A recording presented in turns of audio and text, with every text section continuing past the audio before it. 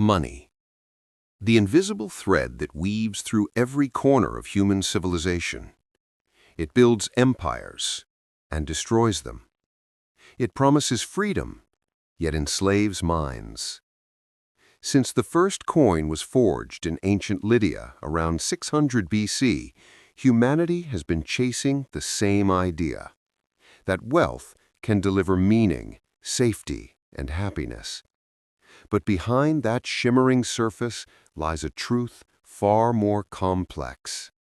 A truth that philosophers, economists, and psychologists have spent centuries trying to decode. The birth of desire. In his Nicomachean Ethics, Aristotle wrote that wealth is merely a means to something else. He saw money not as an end, but as a tool, a bridge toward what he called eudaimonia, the flourishing life, the state of fulfillment reached through virtue and balance. But somewhere along history, the bridge became the destination. We stopped seeing money as a tool and began worshiping it as a god. Epicurus once claimed that happiness comes not from the abundance of wealth, but from the absence of desire. And yet the modern world runs on the exact opposite principle: to desire more, to consume endlessly, to never be satisfied. It's the same paradox that fuels the global economy, a constant hunger disguised as progress. The emotional currency. Money, as behavioral economists remind us, isn't just a number. It's emotional. It's a mirror reflecting our fears, insecurities, and hopes. Morgan Housel, author of The Psychology of Money, wrote that people don't make financial decisions based on spreadsheets. They make them at the dinner table, or in the meeting room, or in bed at night, when they are fearful or excited. Every transaction we make is a story about who we are and who we want to become. We save because we fear loss. We spend because we crave status. We invest because we believe in tomorrow. And sometimes we waste because we are trying to fill an emotional void that no amount of wealth can satisfy. The mirage of success. Society has quietly rewritten the meaning of success. Not virtue, not wisdom, not inner peace, but possession. The Stoic philosopher Seneca warned about this long ago. He wrote that it is not the man who has too little, but the man who craves more that is poor. In modern psychology, this craving is known as the hedonic treadmill, the endless cycle where every gain becomes the new baseline for desire. You buy the car you once dreamed of, and within months, it's ordinary. You earn more money, and your lifestyle expands to consume it. You chase comfort and end up further from contentment. The treadmill never stops because it was never built to. The mind of the market. To understand money, we must understand the mind. And the mind, as Daniel Kahneman revealed in Thinking Fast and Slow, is biased, emotional, and often irrational. We overestimate our control. We underestimate risk.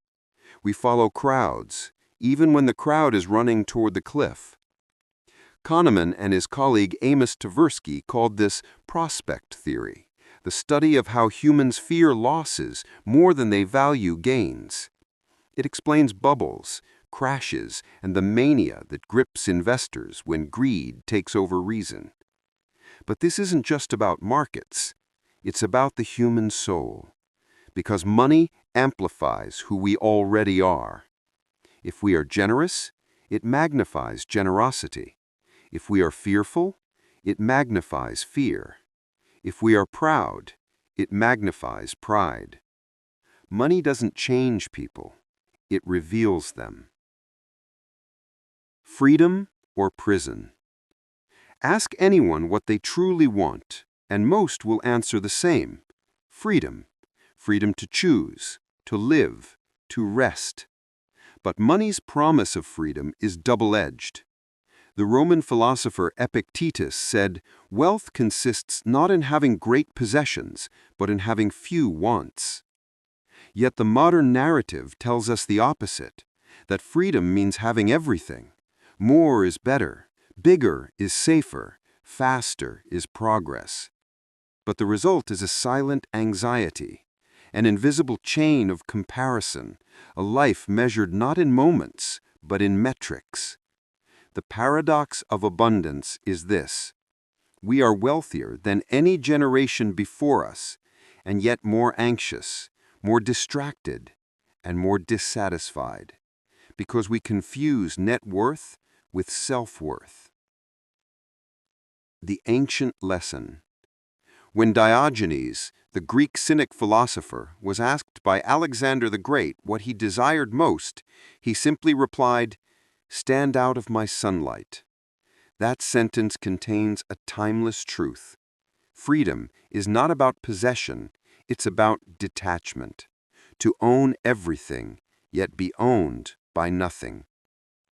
Our ancestors understood this. They lived closer to scarcity, but sometimes closer to meaning. Today we live in abundance, but often surrounded by noise. Noise that tells us what to buy, what to value, who to be. But beneath that noise, a quiet question remains. What is enough? The answer to that question defines not only your financial destiny, but the quality of your entire life. Time. The one currency we can never earn back. The only wealth that everyone is born with, and everyone spends whether they want to or not.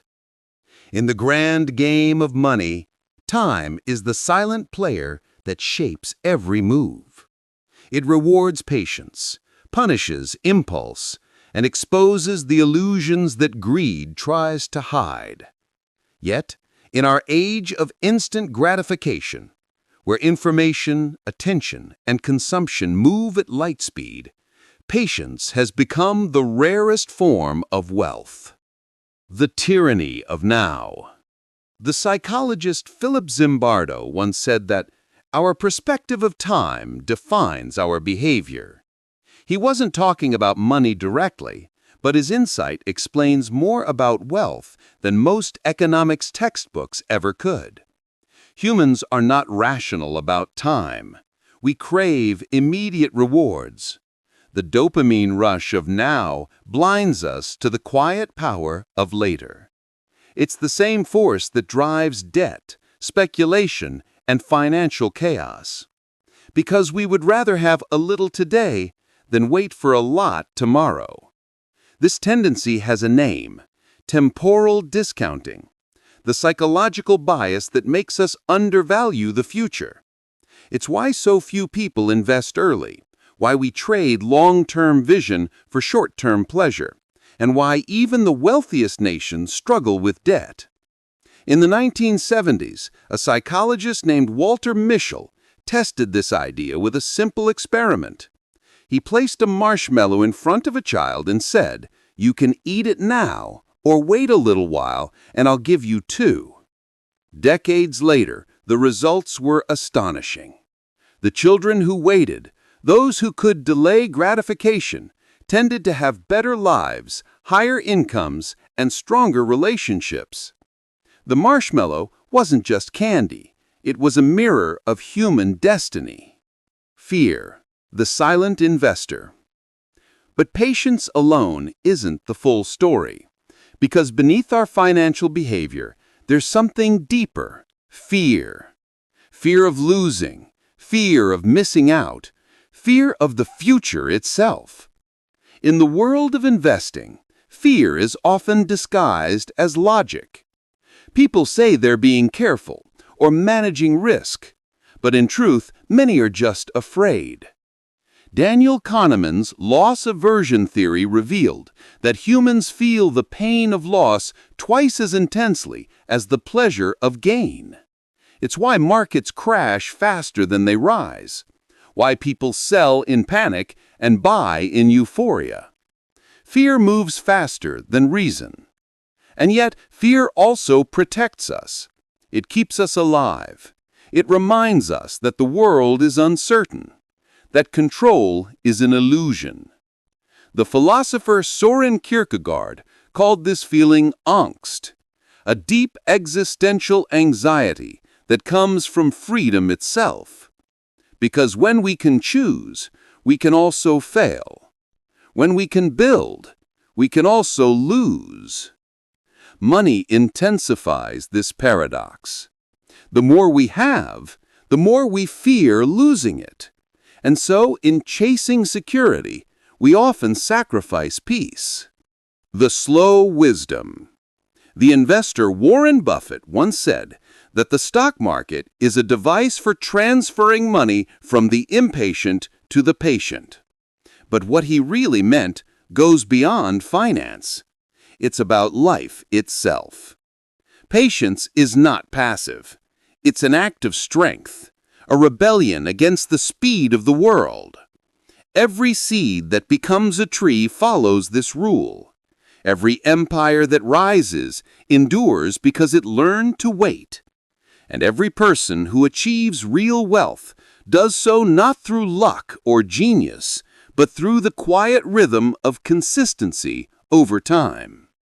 Albert Einstein, though not a financial man, once called compound interest the eighth wonder of the world. He said, "He who understands it earns it. He who doesn't pays it." But compound interest is more than a formula. It's a philosophy, a belief that time, when respected, becomes the most powerful investor of all. It rewards the humble and punishes the restless. It turns small acts into great fortunes and transforms slow effort into something divine. The true game of money isn't about intelligence, it's about endurance. To stay calm when others panic, to hold when others run, to wait while others demand instant results.